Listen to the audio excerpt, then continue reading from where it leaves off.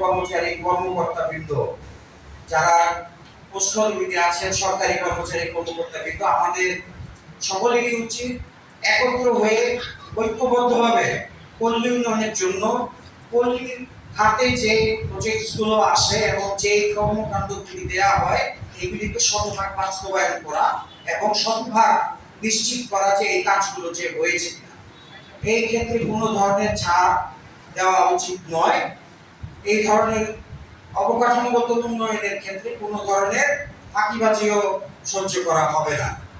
আমাদের টার্গেট থাকতে হবে, আজকে আমরা 6 জুলাই 2026-এ বসে আমরা যে পরিবেশে কথা বলছি, আমাদের অবকাঠামোগত যে উন্নয়ন আমাদের কাছে এখন রয়েছে, বর্তমানে আমাদের আছে শিক্ষার ক্ষেত্রে, কর্মসংস্থানের ক্ষেত্রে, বাণিজ্যের ক্ষেত্রে এবং রাজস্ব আদায়।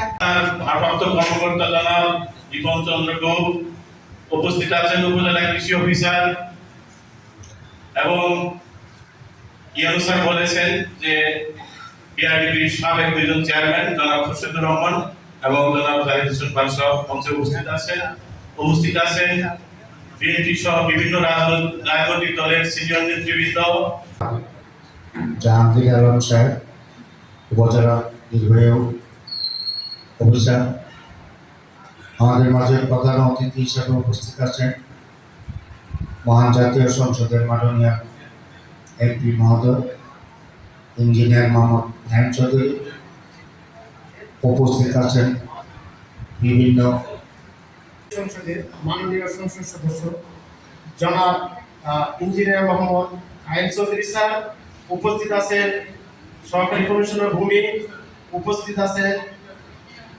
থানার ভারপ্রাপ্ত কর্মকর্তা, উপস্থিত আছেন কৃষি কর্মকর্তা, উপস্থিত আছেন বিভিন্ন রাজনৈতিক ব্যক্তিবর্গ বিভিন্ন পর্যায়ে। শেরপুর জেলার তথা নগরের কৃতি সন্তান মাননীয় সংসদ সদস্য জনাব নাইম চৌধুরী, উপস্থিত প্রজাতন্ত্রের কর্মকর্তা কর্মচারী বৃন্দ, রাজনৈতিক নেতৃবৃন্দ, আমার সামনে উপস্থিত কৃষক ভাইরা, বোনেরা, সাংবাদিক ভাইরা, আসসালামু আলাইকুম। আমি সংক্ষেপে দুটো কথা বলে আমার বক্তৃতা শেষ করতে চাই। আমি 1993 সনে নির্বাচন করেছি। এই